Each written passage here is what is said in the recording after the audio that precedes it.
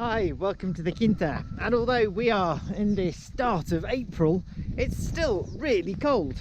I know I keep going on about the weather, but you know, when you're out and about in it all day, it does actually make a difference. And obviously when it's chucking it down, not so much fun.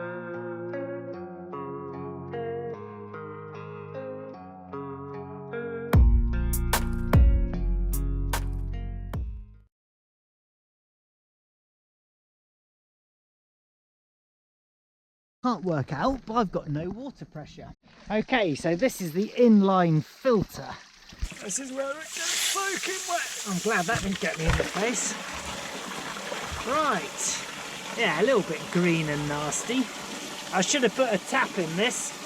That was a big mistake, because of course when you try and put it back together, you get a face full. Right, back on. Ah, yuck.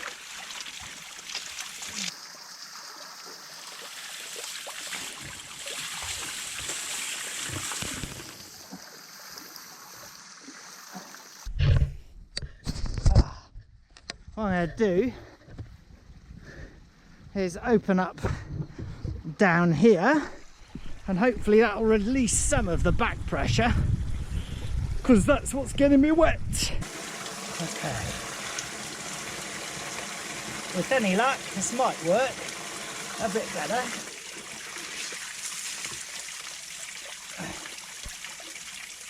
Yes.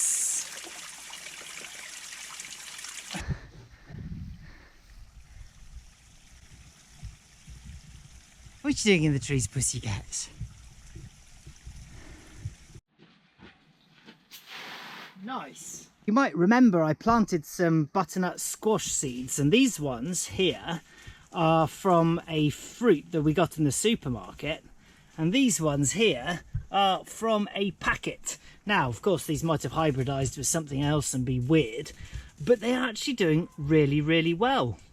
Just goes to show you may as well try, you know, planting whatever. Now I'm coming around, I've got my clippers, and I am going to just come and have a look at the trees. And you can see this one here, the top of it's not doing anything, so there's no point it remaining. Oh, can I do it with one hand? Yeah, I can't. Let's put you like that. This is really tough. Oh, nice. There you can see that although there is a little bit of green, it's mainly dead. This shoot here coming off to the side will be replaced by the one underneath it, if I don't chop that off by mistake. Nice. We've actually got some nice little chestnuts coming. I'll have to graft those next year. That one of course is dead. But with these things, I don't think it's going to go through that, so I'll come back up with the saw. Of course, as soon as I come outside, it starts raining again. Oh well, must stop complaining about that. It is good for the land. I keep telling myself that. Although if it gets much heavier, I'm going to go and sit by the fire again. Right, mulberry tree. This little tree, it's fine down the bottom, but up the top it's not actually doing anything. I think I can quite safely take it off here. There we go. Right, let's go and check the others. Look at this oak growing straight out of the wall. I do need to come and remove these, because otherwise it'll get big and eventually pull down the wall. There's definitely another one around here somewhere. Ah, there it is.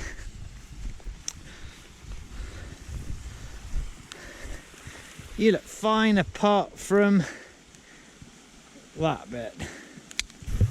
That one looks perfectly fine up there. I'm not even going to bother.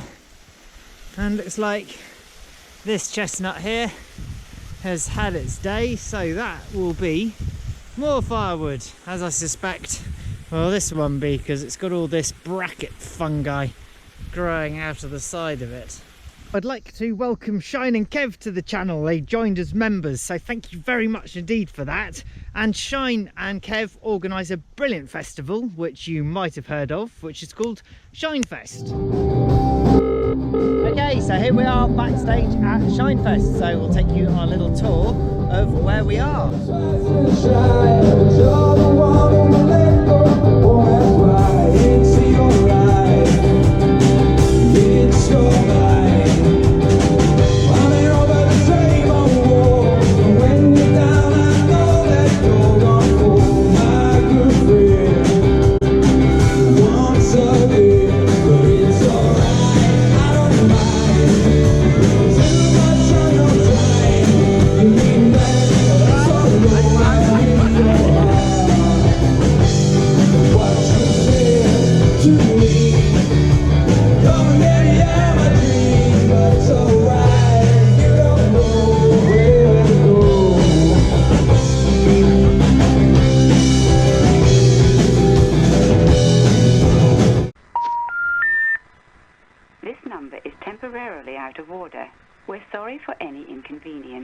Get your tickets, come to Shinefest, maybe see you there. You do get a wonderful soft quality to the light when we've got all this moisture in the atmosphere. So there we go. Thanks very much indeed as ever for watching. Thanks for coming along on the journey. If you haven't clicked like and subscribe, please do so, it really helps. Also, if you fancy joining the channel, there's a join button down the bottom and you'll be very welcome to come along and see some extra content from behind the scenes. That's it for now. Take care of yourselves.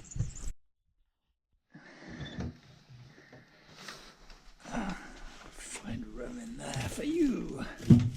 Nice.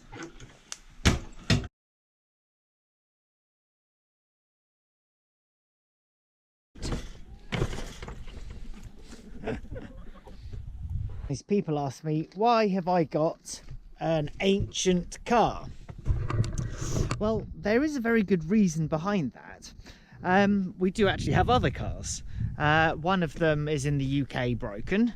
One of them is in the garage here in Portugal broken.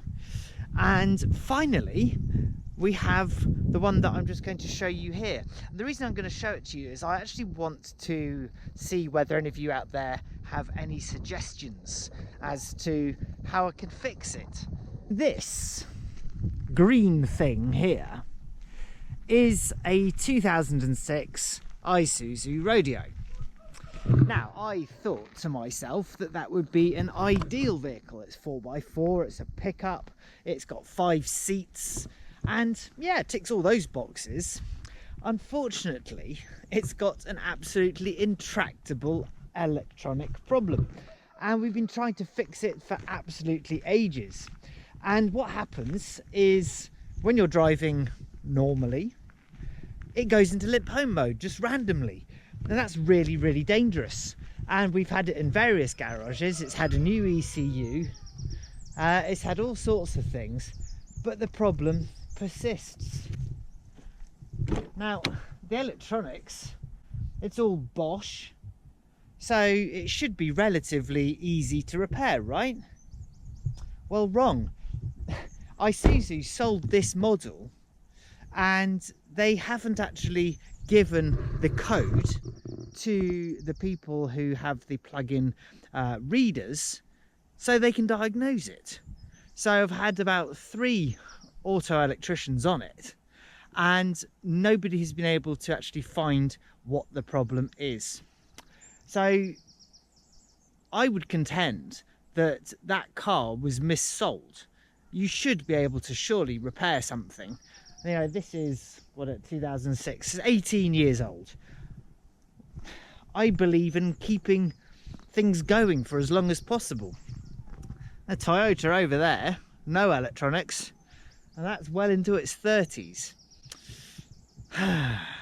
Well, as I say, any ideas, do let me know. I would really appreciate it. If anyone has had this issue with the same model, then let me know, And if you fixed it, definitely let me know. Anyway, that's it.